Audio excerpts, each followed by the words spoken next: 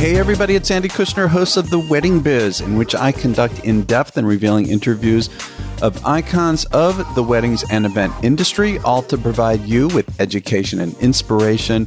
And I am on a wild ride right now.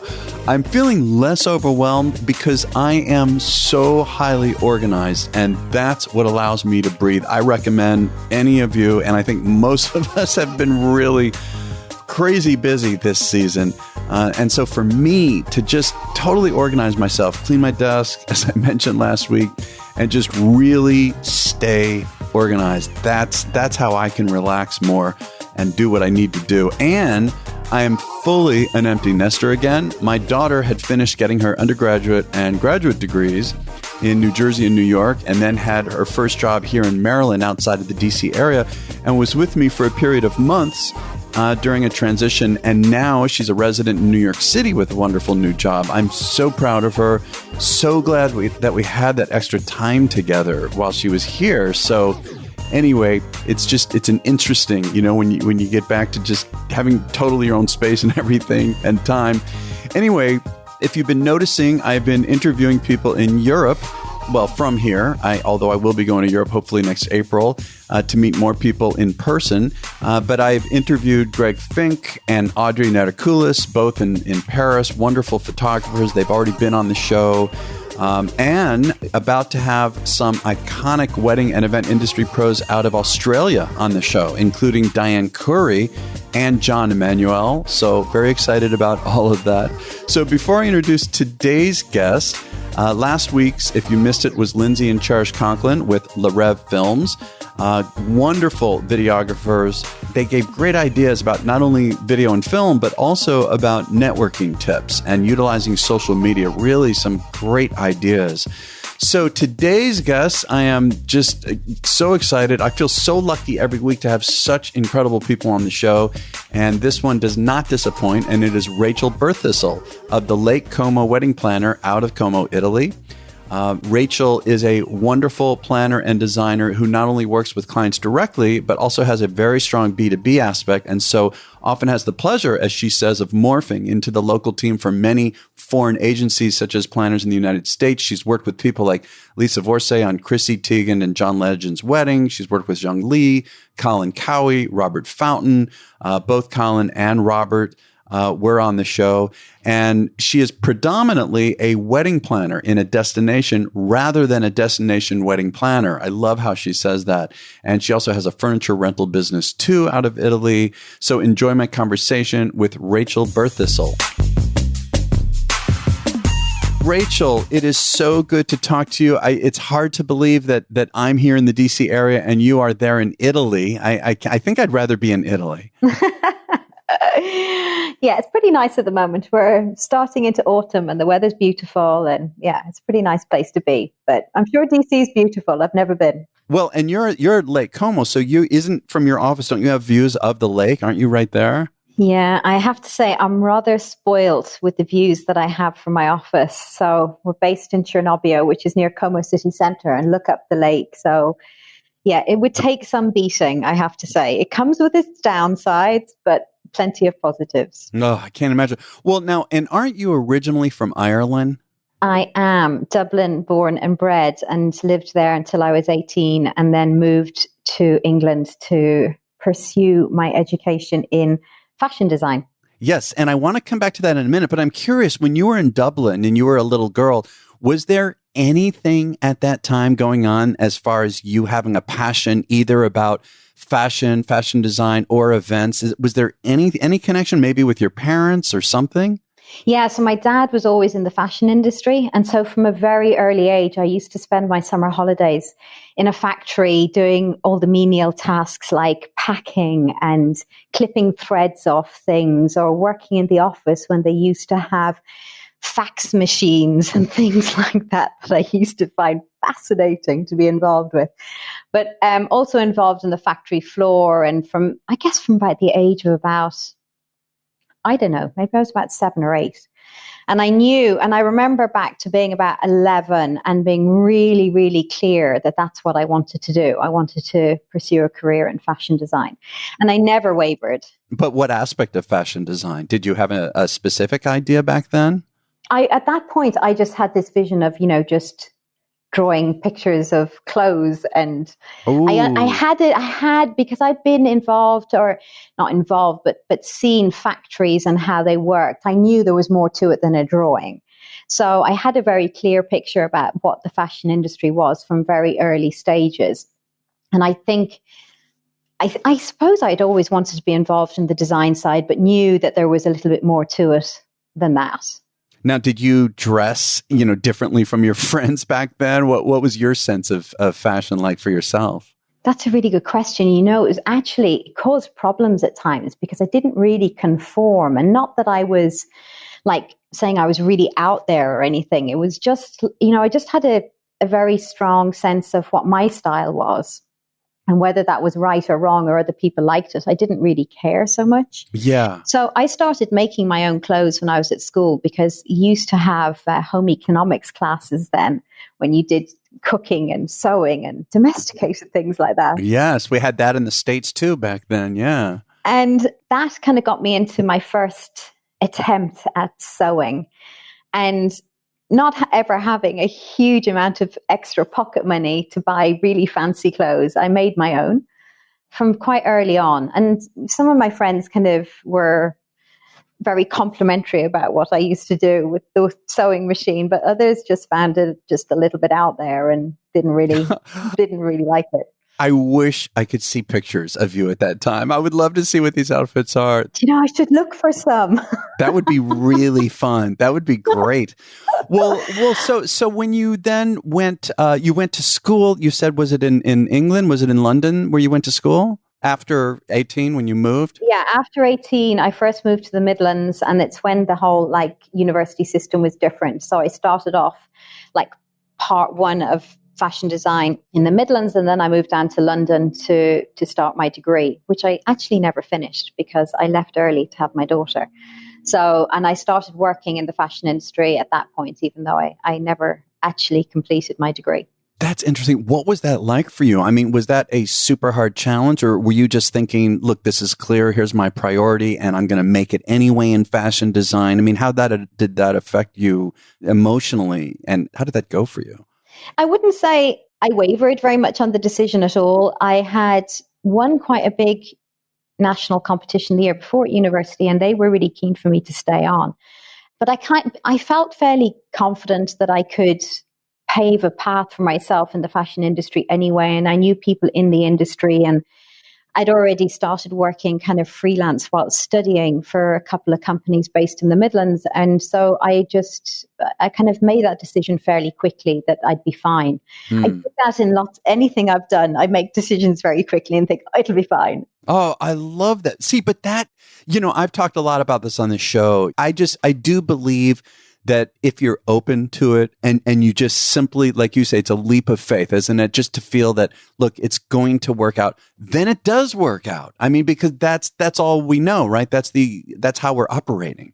Yeah, totally. And, I just think that, if you enter into a situation like that, whatever it is, with a kind of positive approach, you find opportunities because you're looking for them.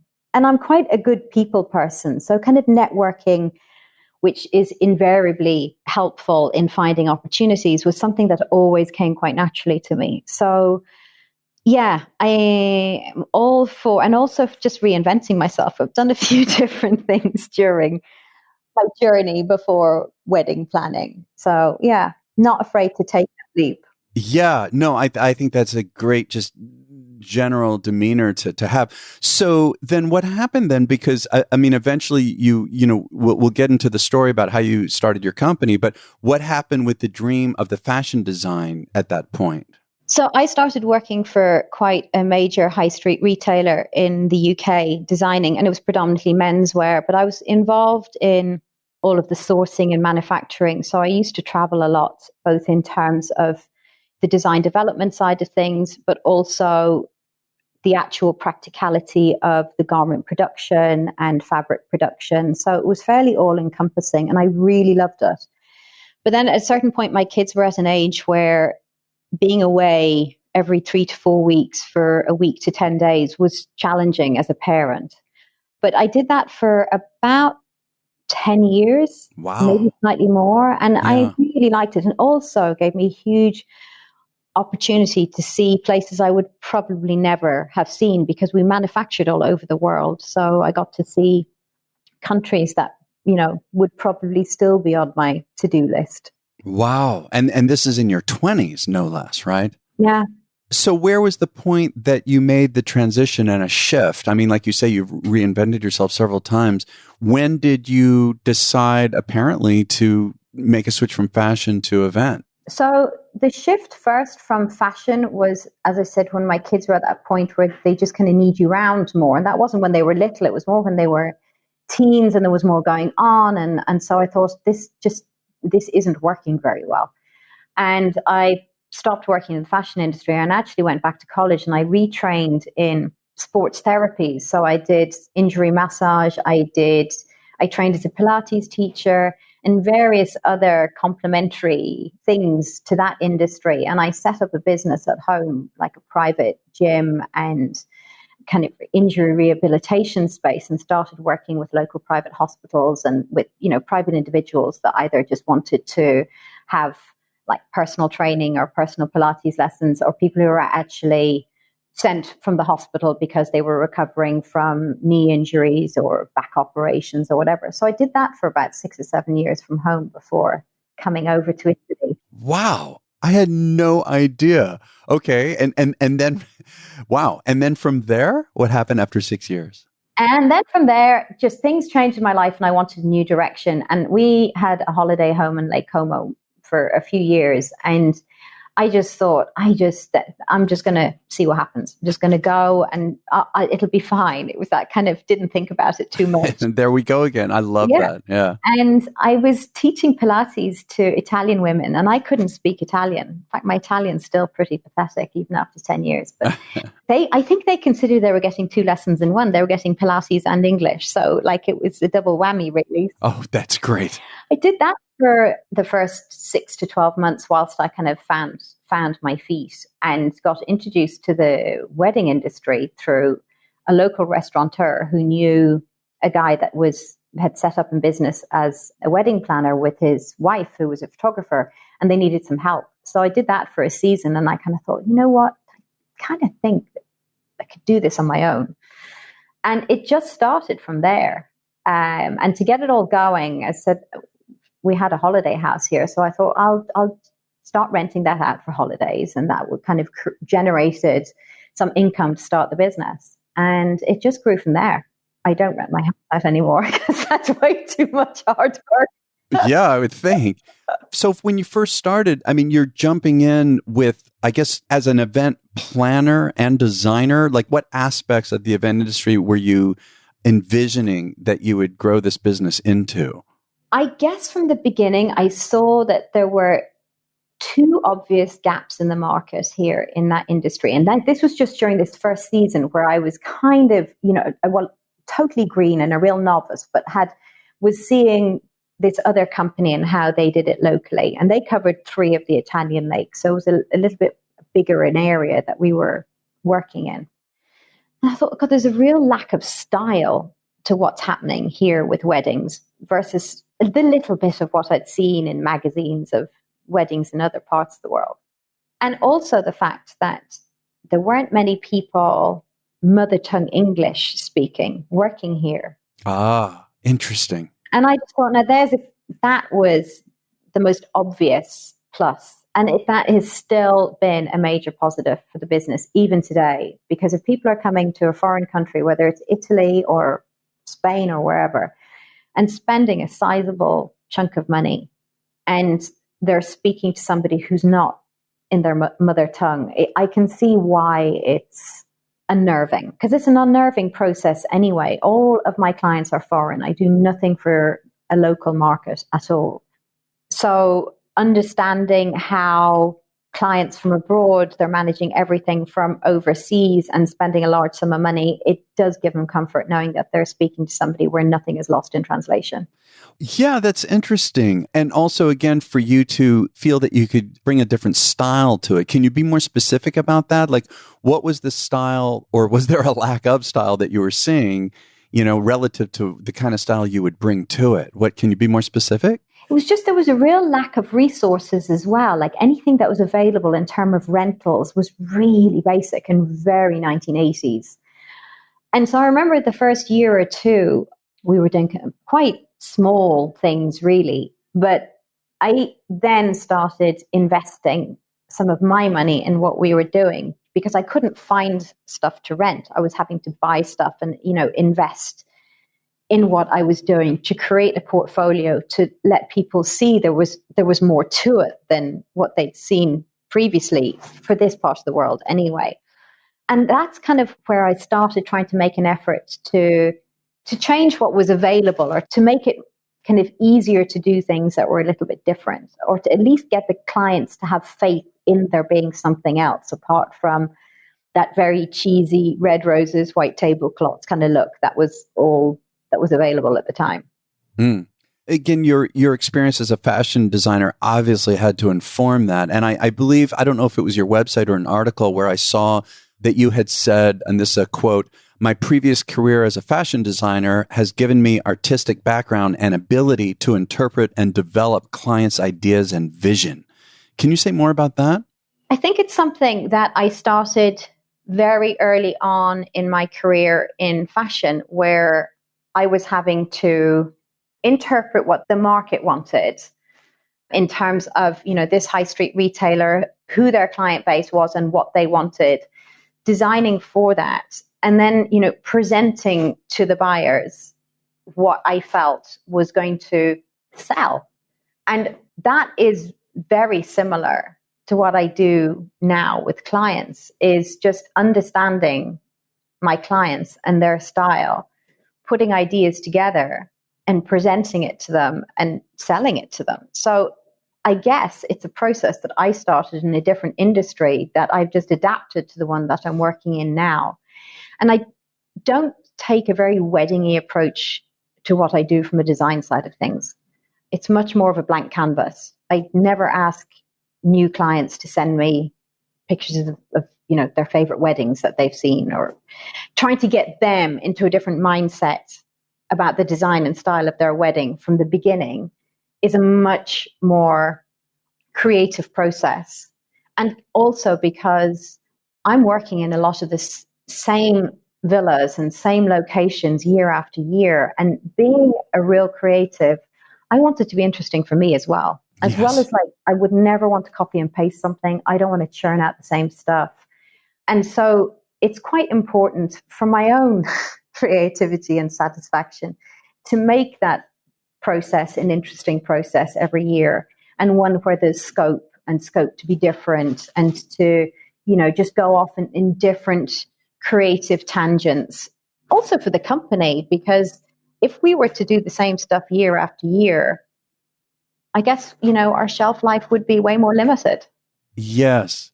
Can you give me an example of your process, literally specifics, when you first meet a wedding client and how you go through this initial discovery phase with them and your thought process? I mean, just anything that's comfortable for you to share would be wonderful. And maybe you could think of a favorite one or whatever you would like. Because clients generally come over on, speaking very generally, so on average, clients will do 2 trips out. And they will do one as a kind of scope out and to find the venue that they want. And we also get them to just understand the areas, because invariably it's 3 days of events. So you're looking at more than one venue. And just to make it logistically easier, just to like home in on an area where a lot of things can be focused, and accommodations and, practical things. So that trip out when you meet clients and do those site visits is a really good time to understand the couple, their dynamic, their style. It's simple things like the way they dress, which is a very obvious way of understanding somebody's aesthetic, but also just in conversations, because we'd spend like a couple of days generally with them and just like asking questions and understanding more about their lives and the places they go and the things that they enjoy, and just like creating visual references for them from a style point of view, so I can start thinking about the design and creative process early on. That's really initial stages and just gleaning information. And also, it's really interesting because when you take people to the same places, so, because obviously, as I said, we end up using the same places over and over. Right. The reactions vary so dramatically that things like that, just how people react to a space or an atmosphere, again, is really helpful in just designing for them.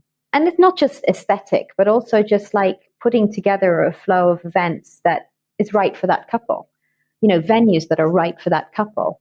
And also we very much focus in on the guest experience as well, because we're so familiar with the area here and it's such a unique place because it's not very big. But in creating contrasting events at interesting locations, I think is something that it makes Como quite unique.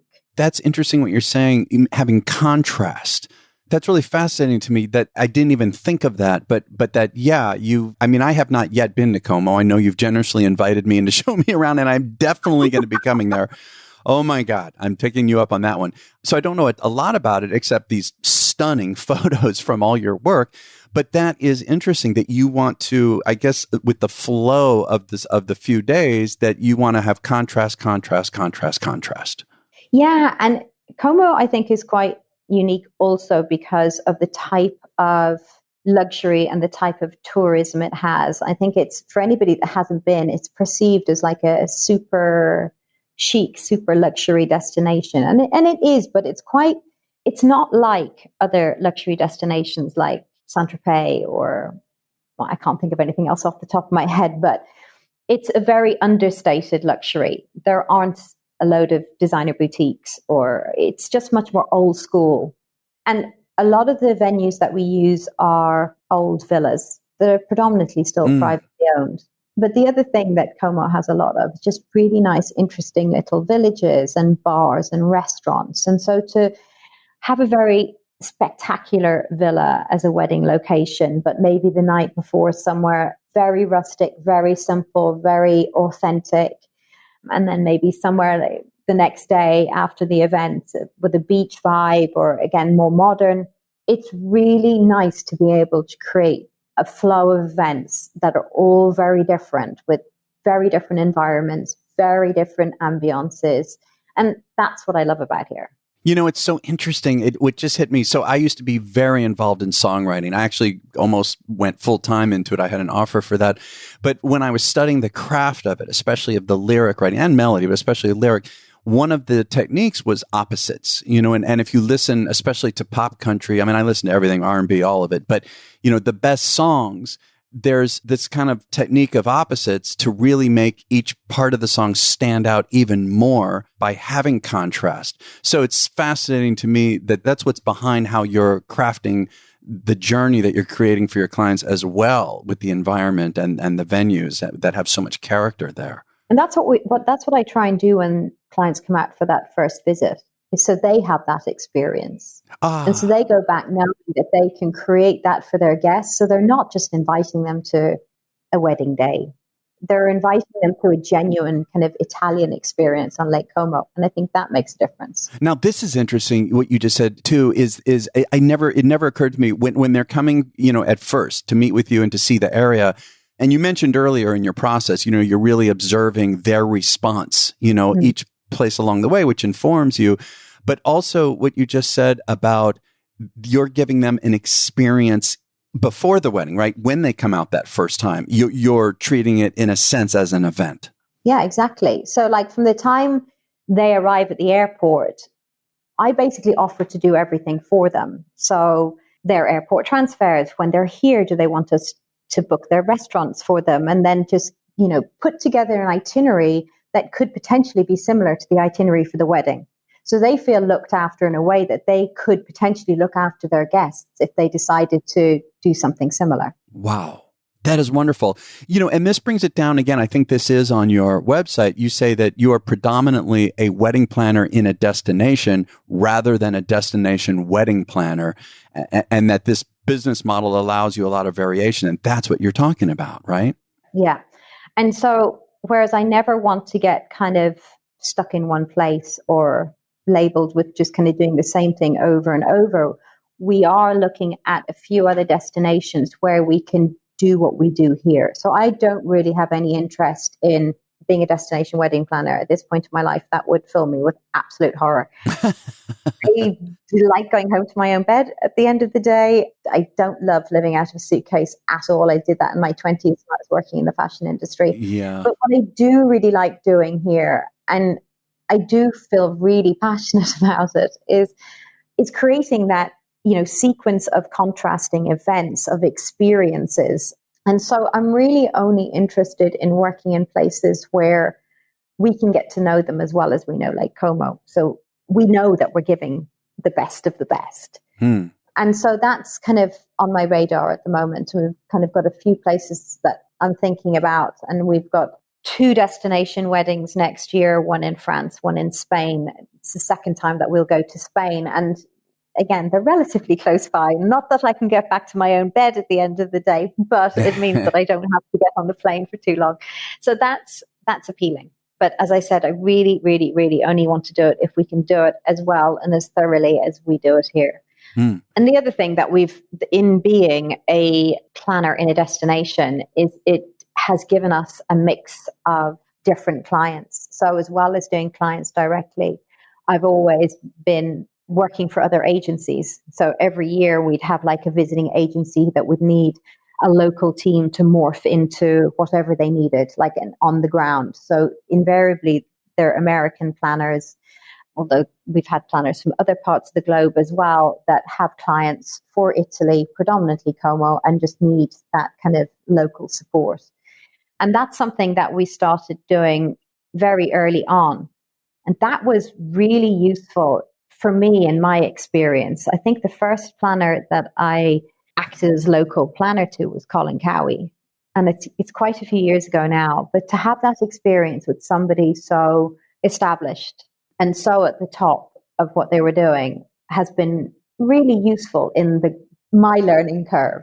And every year we still do it. And I've worked with some great people. And it keeps the job very varied, having that kind of B2B aspect as well as client direct. Yeah, it's funny you mentioned Colin. That was my first experience in the luxury world too.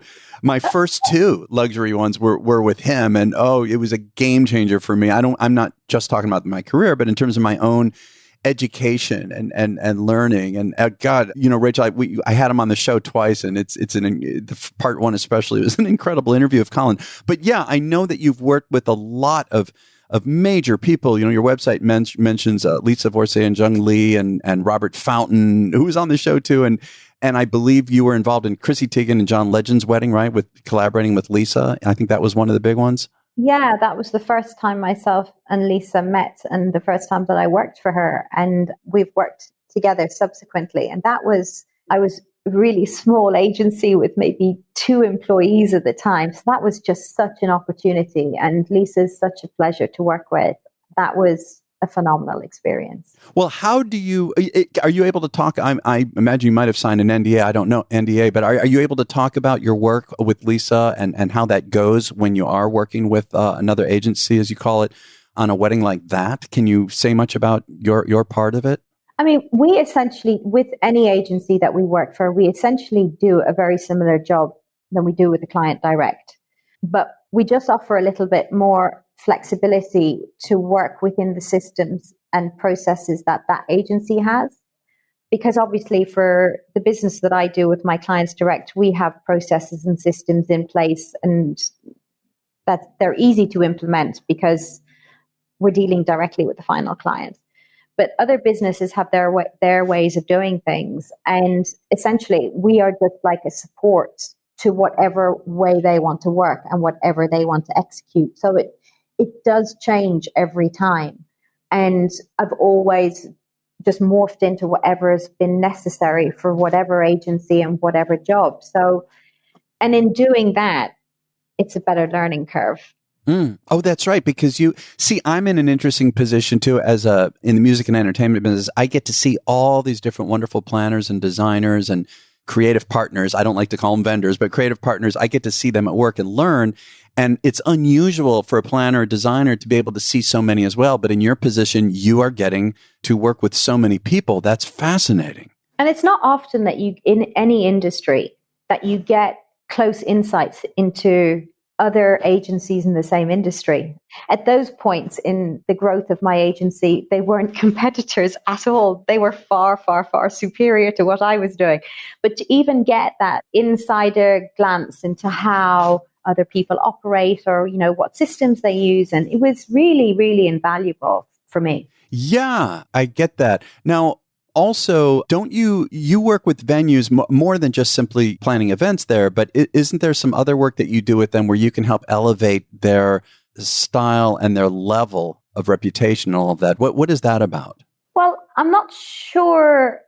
I mean, I suppose the best way that I think that I do that is just, it's not specifically working for any venues. I think just how we work in a venue. We've just got a good reputation for ourselves in how we manage, and also just getting them exposure. Yes. Because I do invest so much in design and always seeking out ways to elevate what we're doing from a creative and aesthetic point of view. And like this year, when we've collaborated with Kiana Underwood from Tulipina, that was another amazing exercise to, again, just elevate the aesthetic. And it was, in my opinion, an amazing combination of design skills, because when you set out on a path like that, you don't know how it's going to go. Two creative people, we could have ended up treading on each other's toes but not at all. I mean, she is a total flower artist and amazingly talented. And it meshed really well with how I liked to design the general aesthetic of a wedding. And so that was a really, really, really good creative combination that I hope will continue.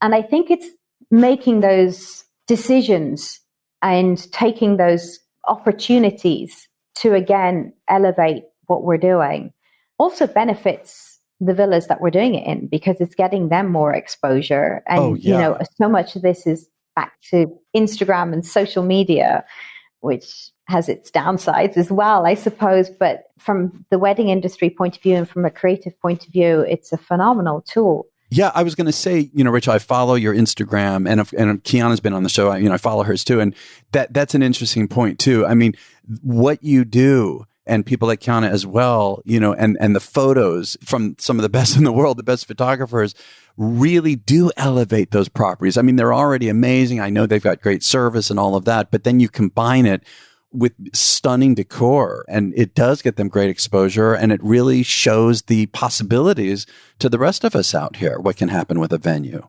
Yeah, and you said something interesting, Andy. You mentioned photographers, and that's something that is also really important in how we choose or suggest photographers, because there's a selfish element in photography from my point of view. Obviously, matching the right photographer with the right client is important, but also I'm interested in what I get out of it at the end of the day, assuming there's no NDAs or anything like that where we're restricted with use. But having a mix of great photographers across a season is really useful, because, again, of working in the same venues, I don't want them shot in the same way each time. If I had the same photographers again and again, okay, you can change the aesthetic, but if somebody is also getting used to an environment, you run the risk of them always shooting it in the same way, with the same light, or in post-production with the same color palette, and then everything again runs the risk of looking samey. And that's not to say that we work with different photographers every year. We don't. Typically, the photographers that we work with are the same ones year after year, but it's a mix of people during the season. And also their audiences on their social media will vary from one photographer to another. Right, a great point. So that then just increases our exposure. So whether that's my exposure or whether that's Kiana's exposure, it just keeps everything with the most likelihood of being seen by a bigger audience. Oh, what a brilliant point. It's interesting. When I was interviewing Kiana, we talked about, a lot of that because, as you probably know, she expanded her business fairly quickly after a couple of years. Then it started to really expand quickly. And she's known for just also how the photography really showing what she does brings out the art side, the artist side of her. And she was saying how that was also very deliberate. Every single photo that she ever released publicly had to be really curated. Yeah. I mean, a lot of intention went into it. Yeah, we're really careful. So my daughter, Tamar, who works for me, well, my son works for me as well, a little bit of a family business going on. She manages our Instagram along with a social media consultant, Donna, that we use in New York. So when we're being very efficient with posting, we're doing it on 2 different time zones. So Donna will post in US time and we'll post European time, so it can keep everything moving quite nicely. That's when we're being really good and really efficient, Andy, and that is not all of the time by any stretch of the imagination. But also because we curate our own libraries of images. So we're really, really specific about keeping the same look and feel to the Instagram feed and the brand. The brand. Well, here we go. Branding. That's right. So that people are clear.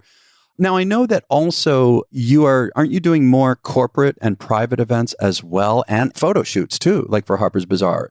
Yeah, no, that's always really, really, really nice and really interesting work to do. We've done quite a few now with Carrie Goldberg from Harper's, both here and outside of the country as well. And that's just something totally different and relatively easy because there isn't a bride and groom involved in it. So it's a much more straightforward process. And just, finding venues for those kind of projects and just doing some of the production support as well. It's been fantastic to be able to branch out in that direction. And I hope that continues.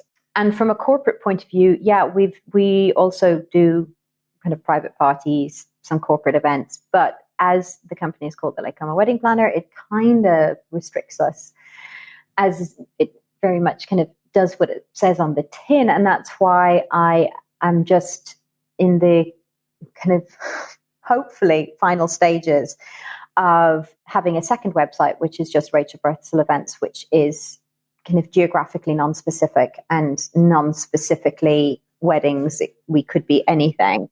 And that's to kind of also allow me to not be so involved on a day-to-day basis with every wedding that we do, but to have a more general role in certain projects. And also just, again, to increase the likelihood of us being chosen for projects outside of this area and also projects that aren't specifically weddings. Staying with the business aspect of this, how did you learn to put on a business hat and be able to take your art and apply business to it? Because I know that you now have, I think it's a team of 10, isn't that right? We're 12 in total at the moment. Oh, 12. Wow. So you're managing a growing team. You've got a successful business. You've got to be looking at the numbers and all the rest of that. How did you learn to do that? And was that easy for you? No, it just is, and still is, just trial and error and understanding where my skill set starts and finishes and where I need somebody else to fill in things that I can't do. And I am not, by any stretch of the imagination, a finance person. So it was understanding pretty early on when I needed somebody in that role to support and other roles in the company and learning to delegate. And I find that really difficult. And I still find it really difficult because I think it's because I'm really passionate about what I do. And I'm like, I think I drive some of the people I work with crazy because I'm such a detailed person, especially on the aesthetic side of things. And so it's difficult to let go sometimes. And as the company's grown, I've just kind of had to go with the flow. And I think it's just part of my personality. I don't overplan my life. And I just kind of go with what feels right and listen to my gut most of the time. And invariably, when I haven't listened to my gut feeling on things and made decisions that went against that, they've been the wrong decisions. And I've also got, my parents have always been really helpful in anything that I've done. And they're both very entrepreneurial. And I think that's where I've got some of that spirit. My dad still works as a business consultant and he helps me out as well. So, it just works. The one thing that was particularly difficult here and is an ongoing challenge is the language barrier and the cultural differences, which you would assume there not to be so many because we're in Europe, it's another European country, but just that can impact on how people behave and act in business and how they negotiate. And there's bigger differences than you might imagine, but the language one being the biggest. And I have to say, I have been incredibly lazy. I am not a linguist. The language that I learned at school was Irish, which is absolutely useless to me here. It doesn't even have a Latin You're base. so funny. Yeah. Yeah. So I always use the excuse that I didn't have time. I periodically took lessons in Italian and, just what I've learned really has just been by being thrown into situations where I'm forced to speak. And when I am, I do, and I muddle through, but it's seriously unimpressive. But also, isn't your team made up of a group of different type of nationalities with a lot of different language capabilities? Yeah, they're really impressive. I have got an amazing, amazing team. They're predominantly Italian, but with annoying skills in languages where they all speak more than two. Well, that's typical of Europeans. So that was very intentional, bringing on people with different language abilities and understanding different cultures, right? That sounds like that was on purpose. Yeah. I mean, I really, really needed a team that were either predominantly Italian speaking with almost fluent English as a second language. Or I have one Canadian girl that's worked with me a long time, and obviously she's mother tongue English, but she was more sensible than I was, and she learned the language when she moved here. So, it's a team with lots of different language skills, and that's essential and absolutely essential, because when we're, executing an event project and my team are on site, they have to be able to communicate with guests and clients as well as vendors. So language skills are very important. Mm. So, Rachel, I've got one more question. You have accomplished already so much. I mean, it's really incredible. Where do you see yourself going in 5 more years? I mean, now I know you say you don't always plan out so much, but do you think about that? Like, where do you want to be 5 years, even more than that? On a beach drinking a cocktail. I need a long you. holiday. Oh my God. Oh yeah.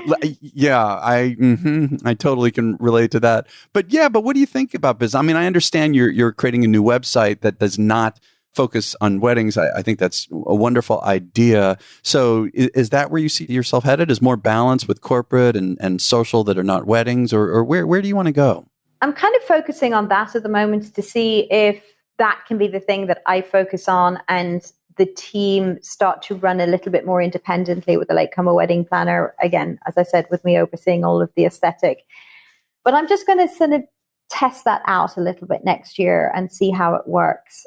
I guess I just like a little bit more free time. I don't get much free time, Andy. And so that's my main goal right now. You're going to have to delegate. You're going to have to delegate and trust. I know. I'm going to have to get better at that. And then also the last couple of years, I started furniture rental business. So we initially started renting only for our own events, but just starting to broaden that client base a little bit and have another string to our bow is something else that interests me. And going back to an earlier comment about there being limited resources available here, that has improved, but it's nothing like what agencies have access to in the US. I mean, in terms of decor items, furniture, whatever, anything from a creative and aesthetic point of view, there's so much choice. And here that's really limited. And I just would like to still grow that area of what we started a couple of years ago. And because I do believe that there is a good market for that. So I'm not done yet. Well, I'm still developing different areas, and we'll see what happens. Yeah, but you're talking about wanting more free time. Sounds. And I've just contradicted myself, haven't I? Listen, I'm in the same boat. I mean, I would love to, have some slowing down or be more productive, more efficient with my time, and yet here I am. I'm expanding. I 2 different businesses at the same time and growing both. I totally can relate.